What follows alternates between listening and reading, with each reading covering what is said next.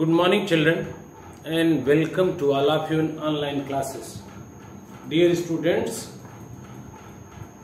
we are discussing second chapter of Hornbill book, and the name of chapter is We Are Not Afraid to Die If We Can Be All Together. Dear students, this particular lesson, we are not afraid to die if we can be all together, has been written by Gordon Cook and Ellen East, two famous writers. Or in this chapter, dear students, we are discussing that how unity gives us strength, or how through unity we can overcome all the obstacles and hurdles of life, how we can face adverse situation, difficult situation, and how we can overcome them. We are discussing about. In this chapter, dear students, the narrator, 37 years old businessman who decided to complete a long sea journey and wanted to make a sea journey like a great explorer, Mr.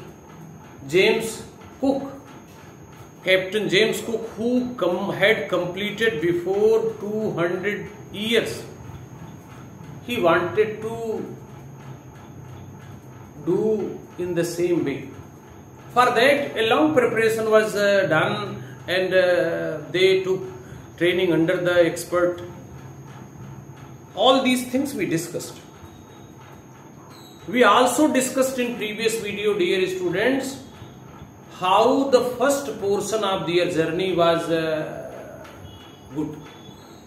How they passed the first portion of their journey well at 5,000 kilometers pleasantly. How the narrator's wife, his son, his daughter Suzanne, how they enjoyed journey. Or when his ship reached to that Cape Town, there, dear students, and they were 3,500 kilometers away from that place. How that strong wind created problem for the narrator and his crew members, Mr. Larry Wiesel and Segler, the two assistants and his family members. We also discussed in previous video, the narrator celebrated Christmas in that adverse situation and hoping that weather will be better and fine in coming days. But there was no improvement. Narrator celebrated with his crew members, with his team members, Christmas in the same way. Or instead of becoming the weather better, it became worse. On 2nd January, the unexpected things were seen by the writer, faced by the writer, that we discussed. That strong waves started raising high, or they were as high as the mast of the ship. Writer was very much upset and in pressure. What he was doing, how he faced that dangerous waves, how he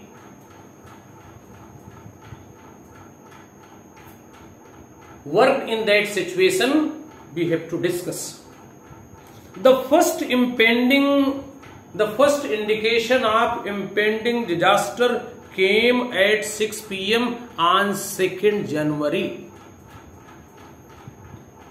The first inauspicious danger was observed by the writer on 2nd January at 6 p.m. in the evening. What was the danger? The wind stopped. And here is given, the sky immediately grew dark. The sky immediately grew dark, and then came a growing roar, and enormous clouds gathered all around the ship. Or they were signaling that collection of clouds around the ship were signaling that any disaster, any dangerous situation was about to come. Writer here is given, I realized that it would not be a cloud but a wave like no other we had ever seen. The writer at once understood that they were not the clouds, they were the powerful, strong waves, and such waves the narrator had not seen before. It appeared perfectly vertical. The waves were rising so high and they were not horizontal but they were vertical. And it appeared perfectly vertical, almost twice height of the other waves. The narrator says the wave which he had seen on that day, which he saw on 2nd January 6 p.m, such waves he had not seen before. One, or they were completely vertical. Second thing, or third, they were, dear students, twice the height of normal waves. Or they were with frightful waking crest. They were looking very high. The roar of the waves increased continuously. Or a movement here is given, but then tremendous explosion shook the deck. Or as the waves, powerful waves were rising so high vertically, or automatically here is explosion shook the deck. When they strike in with the deck, with the boat, wave walker. Or what happened? A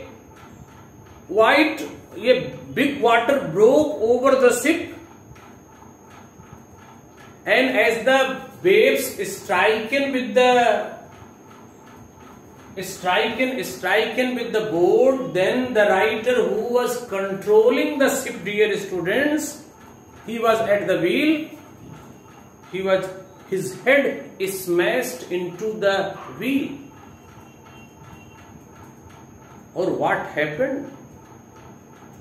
Or he was smashed. His head was, there was an injury in his head, or in that injured position, dear student, he was thrown by the same powerful waves in the sea. After that, the narrator realized that his end was very near. But the same waves, dear students, here is given, when his head probed out, appeared suddenly out of the water, he grabbed the guardrails, and finally, dear students, he was expecting that his life is over, that death was near to him, or he will not be able to save himself and not his family members. But the same wave, powerful waves again threw him back on the ship. Or as he was thrown back by again powerful waves, this time, dear students, he was badly injured. Badly injured. What happened? Even subsequently waves tossed me around the deck like a rag doll. How he was moving around the ship, just like a ragdoll doll which is made up of torn clothes. As it floats in the sea, in the same way the writer was floating. Or in that injury, dear student, his left rib cracked, or his mouth filled with blood and broken teeth. So twice he was injured. Once when the wave stricken with the boat, or he was at the wheel, smashed with wheel. Or second time when the boat, strong waves again threw him on the deck at that time. Or one more thing here is given. The writer found the wheel lined up and stood for the next wave and hung on. Writer decided to face the next wave to cope up with that situation. Or he found water everywhere. I could feel that ship was below water. Ship had water below, not below water, but ship had water below. It means in the bottom.